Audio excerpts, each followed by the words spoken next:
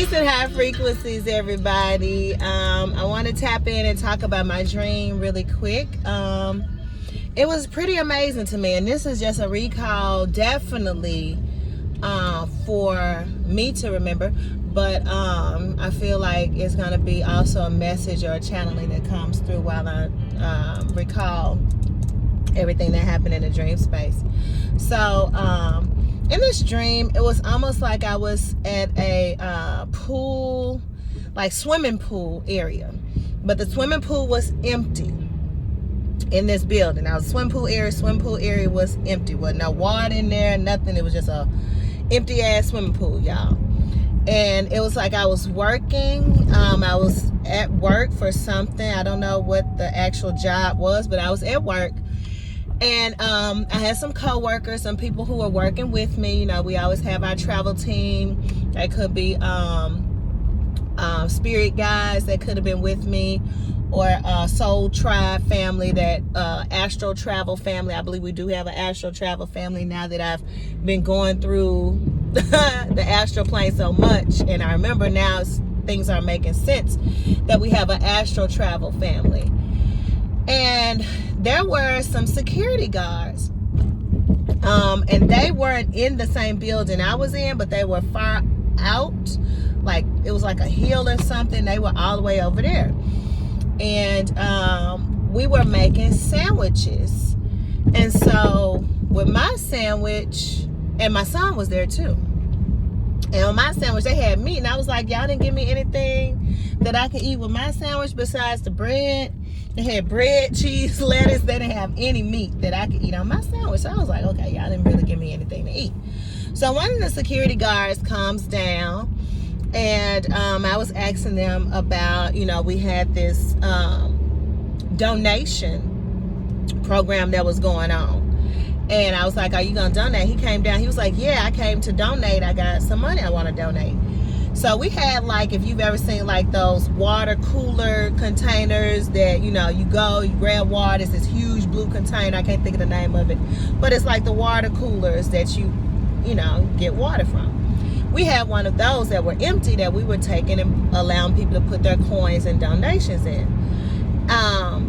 But the money that he had was so much that it wouldn't fit in there.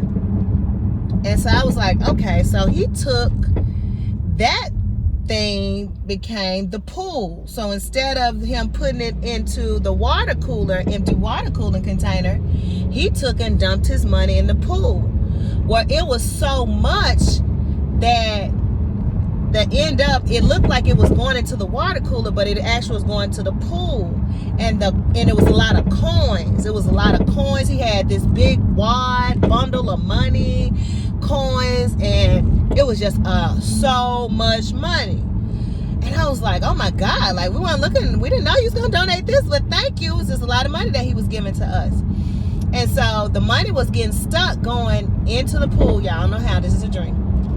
So I had to go around and start pushing the money so it could go down on all ends of the pool. Remember I told you the pool area was empty, no water. And so I was pushing, the water, money got stuck, and I started swirling around like this, and the next thing I know, the money got unstuck and it all fell to the bottom. It started to just, I created some type of funnel by circling this around, and the money just started going down. And the next thing you know, it filled up the pool space, like a couple of layers, like ankle deep, I would say, in the pool. And I was like, wow, this is amazing. So in my mind, in the dream, I was like, I want to walk in it. Y'all, I hope y'all getting this. I hope y'all picking up what I'm putting down. I want to walk in it. So I get in the pool and I start walking in the money. You know, I'm walking around like, oh, I thought I was gonna trip and fall and stuff while I was in the money. And I'm just walking around in the money. And people were looking at me walking around in the money.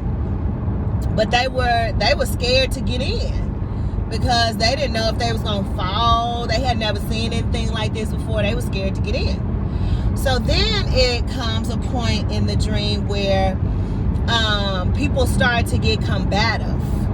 Like they wanted to fight and say that they were the ones who the money should go to them. Like the money needs to go to me, or the money needs to go to me. You know, arguments started to arise over the money. And we were trying to, you know, keep the peace, and people wanted to, you know, argue and fight over the money. It was like the director over whatever this place that I work came, and they wanted to know, like, where did this money come from? And I told them, I said, it got donated. That I can't, it was a guy's name in a dream. I can't remember his name, but I remember her as she was asked, she wanted me to describe him to her. She was like, well, who was it? I said, he was a security guard. She was like, she started naming some names. I said, no, not him. I said, he's the white guy. He kind of big. He got brown hair, and he a white guy, but he big, and he like he chopped trees. He's like one of those people. I said, he's really big and burly. And she said, oh, she said his name. I said, yes, him. He donated all of this money. Like that. And she said, oh, okay. And then everything else started to get fuzzy, and of course I wake up. So I wanted to share that with you all. Hopefully you all are picking up what I just gave, my dream interpretation. I hope you all decoded that, what it sounds like for you. Now, I'm going to give you my perspective of decoding of what it sounds like for me. All of you all have a various perspective. I'm going to tell you this about dreams, because there's people out there that, and I said this before, that said they can decode dreams. They can tell you what your dreams mean and let them... What your dream means is how you feel in that dream space. You can take symbolism that's meaningful to you and decode your own dreams. Stop putting people on a pedestal higher than you. As melanated beings, we have the power to be our own oracle. Stop looking for people outside of ourselves that don't look like us to be our oracle. If it's something you don't know, say it's a totem or an animal or some of your dream, look it up and find out what that animal means, or what it means. You can Google it, what it means on Wikipedia or something. Find out, what does this animal mean as a totem, and then apply it to your life to get your interpretation. But the more you start recalling your dreams, sharing your dreams with yourself, either writing it down or recording it like I do, or even using video. Video for me, this has become the way that I can share the dreams back to myself, okay? Because I get them so frequently that this has become the way that I notate and keep track of them, so I can go back and listen again. Because writing them down never really worked for me. It felt like when I wrote it down, I was missing some pieces, and it wasn't coming out faster than I could write. Like I could write it, but then the information, it's like, I can't write it as fast as it was hitting me. So I was like, talking it out works. I would talk it out to people who I would call dream interpreters, who were very great people that I needed at the time, but I just didn't know the power that lies within me, because I was given the dream.